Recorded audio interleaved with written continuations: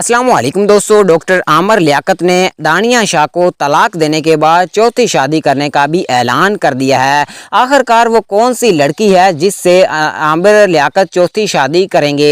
ख़वातीन व हज़रात, आज की इस वीडियो में हम आपको बताने जा रहे हैं। ख़वातीन व हज़रात, जैसा कि आप जानते हैं कि डॉक्टर आमिर की औलाद भी है, बेटियाँ भी हैं, बेटे भी हैं, लेकिन उसके बावजूद भी इनके पास कोई इनकी बीवी नहीं टिक पाई। आखिरकार इसमें कौन सी ऐसी खामी है जिसकी वजह से कोई भी इनकी बीवी इनके पास नहीं रहती? अब इनकी चौथी शादी होने जा रही है।